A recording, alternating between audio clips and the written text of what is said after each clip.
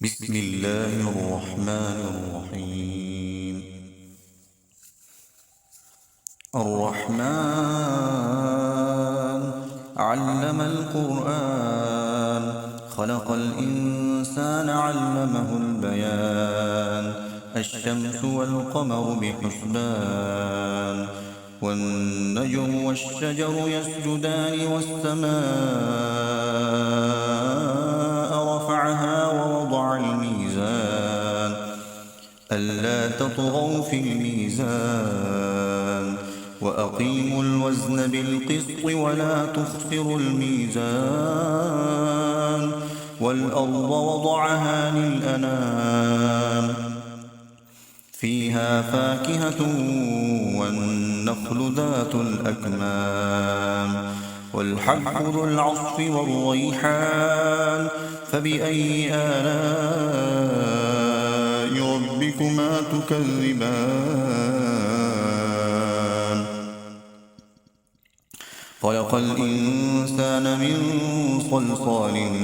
كالفخار،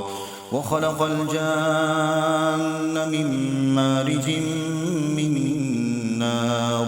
فبأي آلاء ربكما تكذبان؟ رب المشرقين ورب المغربين، فبأي آلاء ربكما تكذبان؟ مرج البحرين يلتقيان، بينهما برزخ لا يبغيان. فبأي آلاء ربكما تكذبان؟ يخرج منهما اللؤلؤ والمرجان. فبأي آلاء ربكما تكذبان؟ وله الجوار المنشآت في البحر كالأعلام. فبأي آلاء ربكما تكذبان؟ كل من عليها فان، ويبقى وجه ربك ذو الجلال والإكرام. فبأي آلاء ربكما تكذبان؟ يسأله من في السماوات والأرض كل يوم هو في شأن. فبأي آلاء ربكما تكذبان؟ سنفرغ لكم أيها الثقلان. فبأي آلاء ربكما تكذبان؟ يا معشر الجن والإنس إن استطعتم أن تنفذوا من أقطار السماوات والأرض فانفذوا، لا تنفذون إلا بسلطان. فبأي آلاء ربكما تكذبان؟ يرسل عليكما شواظ من نار ونحاس فلا تنتصران. فبأي آلاء ربكما تكذبان؟ فإذا انشقت السماء فكانت وردة كالدهان. فبأي آلاء ربكما تكذبان؟ فيومئذ لا يسأل عن ذنبه إنس ولا جان. فبأي آلاء ربكما تكذبان؟ يعرف المجرمون بسيماهم فيؤخذ بالنواصي والأقدام.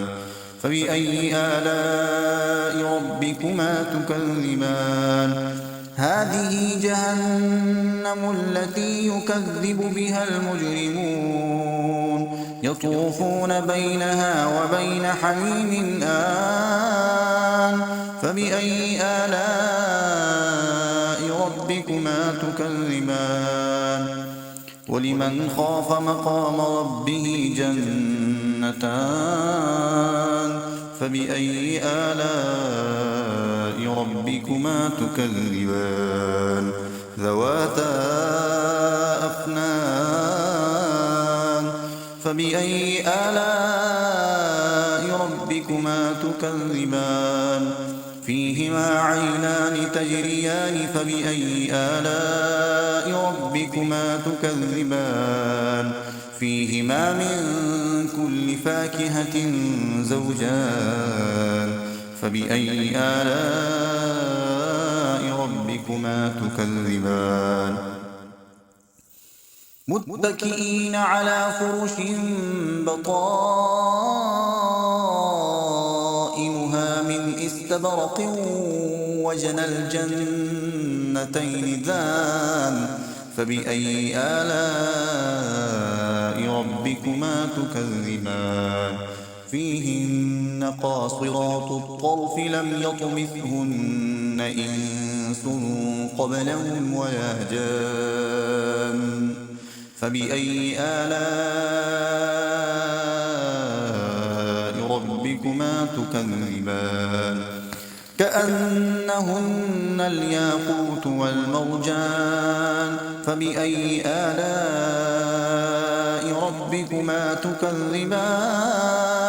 هل جزاء الإحسان إلا الإحسان فبأي آلاء ربكما تكذبان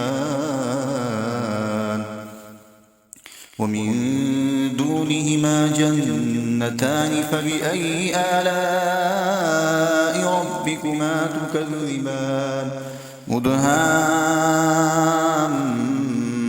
مدهامتان فبأي آلاء ربكما تكذبان فيهما عينان نضاختان فبأي آلاء ربكما تكذبان فيهما فاكهة ونخل ورمان فبأي آلاء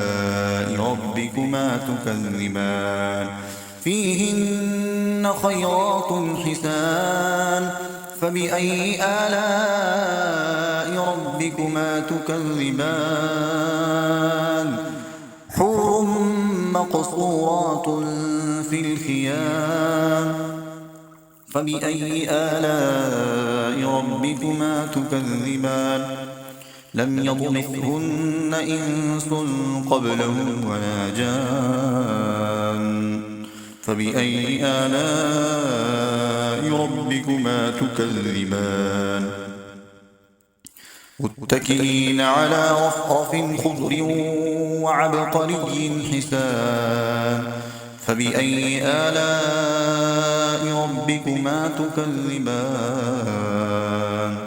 تبارك اسم ربك ذي الجلال والإكرام صدقت يا رب العالمين.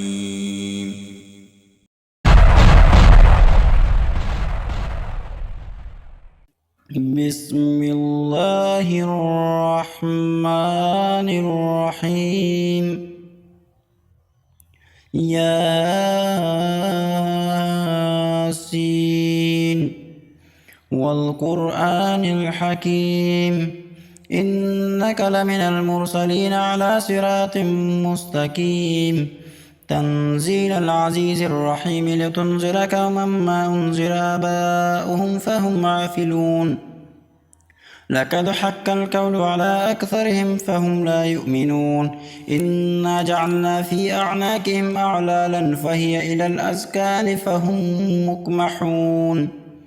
وجعلنا من بين أيديهم صدا ومن خلفهم صدا فأغشيناهم فهم لا يبصرون وسواء عليهم أأنذرتهم أم لم تنذرهم لا يؤمنون إنما تنذر من اتبع الذكر وخشي الرحمن بالغيب فبشره بمغفرة وأجر كريم إنا نحن نحيي الموتى ونكتب ما قدموا وآثارهم وكل شيء أحصيناه في إمام مبين واضرب لهم مثلا أصحاب القرية إذ جاءها المرسلون إذ أرسلنا إليهم 2 فكذبوهما فعززنا بثالث فقالوا إنا إليكم مرسلون قالوا ما أنتم إلا بشر مثلنا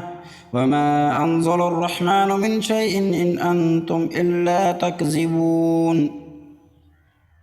قالوا ربنا يعلم إنا إليكم لمرسلون وما علينا إلا البلاغ المبين قالوا إنا تطيرنا بكم لئن لم تنتهوا لنرجمنكم وليمسنكم منا عذاب أليم قالوا طائركم معكم أئن ذكرتم بل أنتم قوم مسرفون وجاء من أقصى المدينة رجل يسعى قال يا قوم اتبعوا المرسلين اتبعوا من لا يسألكم أجرا وهم مهتدون وما لي لا أعبد الذين فطرني وإليه ترجعون أتخذ من دونه آلهة إن يردني الرحمن بضر لا تغني عني شفاعتهم شيئا ولا ينقذون إني إذا لفي ضلال مبين إني آمنت بربكم فاسمعون قيل ادخل الجنة قال يا ليت قومي يعلمون بما غفر لي ربي وجعلني من المكرمين وما أنزلنا على قومه من بعده من جند من السماء وما كنا منزلين إن كانت إلا صيحة واحدة فإذا هم حامدون يا حسرة على العباد ما يأتيهم من رسول إلا كانوا به يستهزئون ألم يروا كم أهلكنا قبلهم من القرون أنهم إليهم لا يرجعون وإن كل لما جميع لدينا محضرون وآية لهم الأرض الميدة أحييناها وأخرجنا منها حبا فمنه يأكلون وجعلنا فيها جنات من نخيل وأعناب وفجرنا فيها من العيون ليأكلوا من ثمره وما عملته أيديهم أفلا يشكرون سبحان الذي خلق الأزواج كلها مما تنبت الأرض ومن أنفسهم ومما لا يعلمون وآية لهم الليل نسلخ منه النهار فإذا هم مظلمون والشمس تجري لمستقر لها ذلك تقدير العزيز العليم والقمر قدرناه منازل حتى عاد كالعرجون القديم لا الشمس ينبغي لها أن تدرك القمر ولا الليل سابق النهار وكل في فلك يسبحون وآية لهم أنا حملنا ذريتهم في الفلك المشحون وخلقنا لهم من مثله ما يركبون وإن نشأ نغرقهم فلا صريخ لهم ولا هم ينقذون إلا رحمة منا ومتاعا إلى حين وإذا قيل لهم اتقوا ما بين أيديكم وما خلفكم لعلكم ترحمون وما تأتيهم من آية ربهم إلا كانوا عنها معرضين وإذا قيل لهم أنفقوا مما رزقكم الله قال الذين كفروا للذين آمنوا ونطعم من لو يشاء الله أطعمه إن أنتم إلا في ضلال مبين ويقولون متى هذا الوعد إن كنتم صادقين ما ينظرون إلا صيحة واحدة تأخذهم وهم يحسمون فلا يستطيعون توصية ولا إلى أهلهم يرجعون ونفخ بالصور فإذا هم من الأجداث إلى ربهم ينسلون قالوا يا ويلنا من بعثنا من مرقدنا هذا ما وعد الرحمن وصدق المرسلون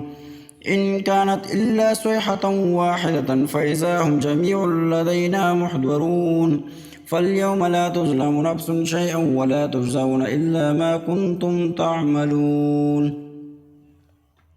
إن أصحاب الجنة اليوم في شغل فاكهون هم وأزواجهم في ظلال على الأرائك متكئون لهم فيها فاكهة ولهم ما يدعون سلام قولا من رب الرحيم وامتازوا اليوم أيها المجرمون ألم أعهد إليكم يا بني آدم ألا تعبدوا الشيطان إنه لكم عدو مبين وأن اعبدوني هذا صراط مستقيم ولقد أضل منكم جبلا كثيرا أفلم تكونوا تعقلون هذه جهنم التي كنتم توعدون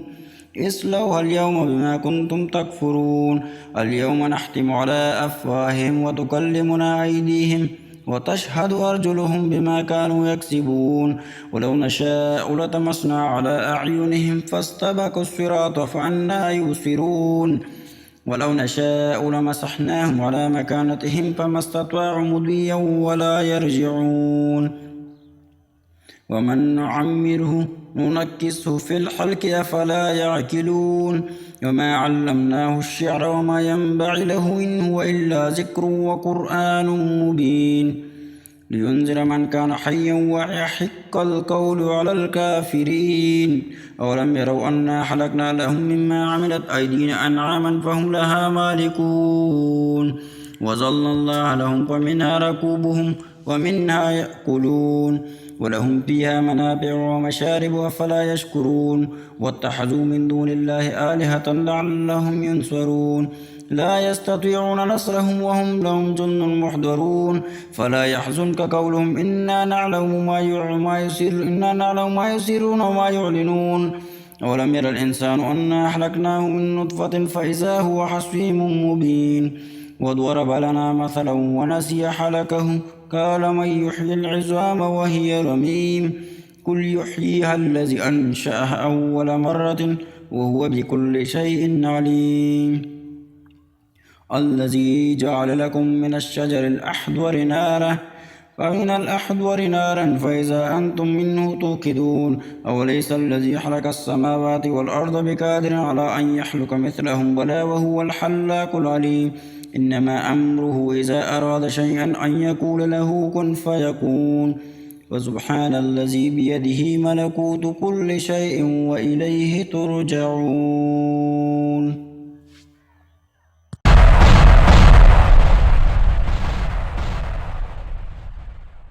بسم الله الرحمن الرحيم والضحى والليل إذا سجى ما ودعك ربك وما قلى وللآخرة خير لك من الأولى ولسوف يعطيك ربك فترضى ألم يجدك يتيما فآوى ووجدك ضالا فهدى ووجدك عائلا فأغنى فأما اليتيم فلا تقهر وأما السائل فلا تنهر وأما بنعمة ربك فحدث تبارك الذي بيده الملك وهو على كل شيء قدير الذي خلق الموت والحياة ليبلوكم أيكم أحسن عملا وهو العزيز الغفور الذي خلق 7 سماوات طباقا ما ترى في خلق الرحمن من تفاوت فارجع البصر هل ترى من فتور ثم ارجع البصر كرتين ينقلب إليك البصر خاسئا وهو حسير ولقد زينا السماء الدنيا بمصابيح وجعلناها رجوما للشياطين وأعتدنا لهم عذاب السعير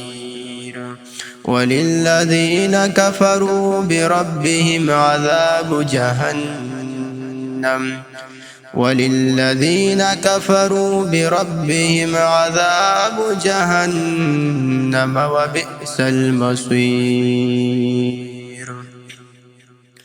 إذا ألقوا فيها سمعوا لها شهيقا وهي تفور تكاد تميز من الغيظ كلما ألقي فيها فوج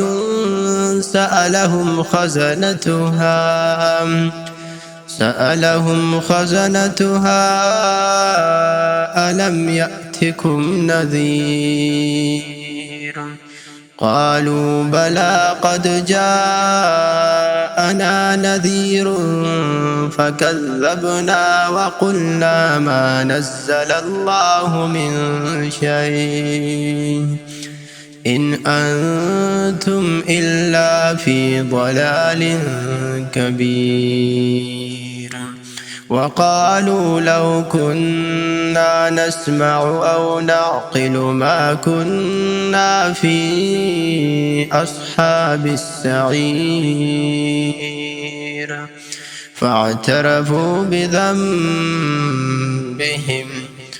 فاعترفوا بذنبهم فسحقا لأصحاب السعير إن الذين يخشون ربهم بالغيب لهم مغفرة وأجر كبير وأسروا قولكم أو اجهروا به إنه عليم بذات الصدور ألا يعلم من خلق وهو اللطيف الخبير هو الذي جعل لكم الأرض ذلولا فامشوا في مناكبها وكلوا من رزقه وإليه النشور أأمنتم من في السماء أن يخسف بكم الأرض فإذا هي تمور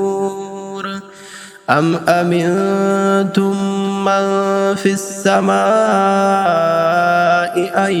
يرسل عليكم حاصبا فستعلمون كيف نذير ولقد كذب الذين من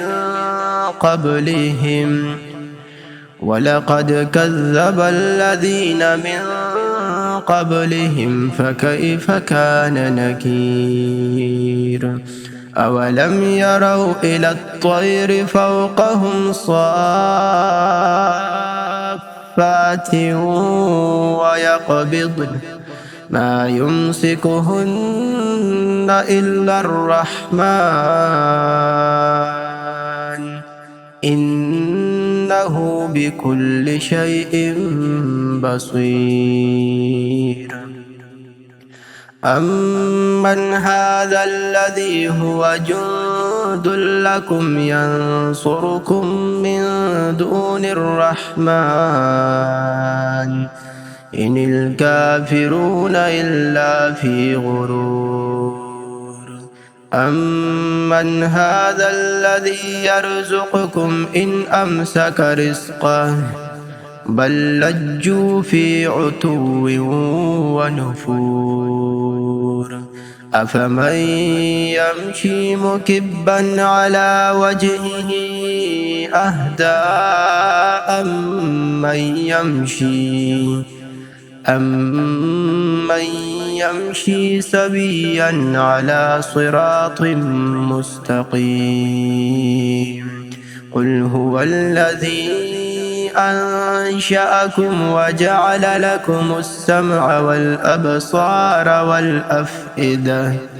قليلا ما تشكرون قل هو الذي ذرأكم في الأرض وإليه تحشرون ويقولون متى هذا الوعد إن كنتم صادقين قل إنما العلم عند الله وإنما أنا نذير مبين فلما رأوه زلفة سيئت وجوه الذين كفروا وقيل هذا الذي كنتم به تدعون قل أرأيتم إن أهلكني الله ومن معي أو رحمنا فمن يجير الكافرين من عذاب أليم قل هو الرحمن آمنا به وعليه توكلنا فستعلمون من هو في ضلال مبين قل أرأيتم إن أصبح ماؤكم غورا فمن يأتيكم بماء معين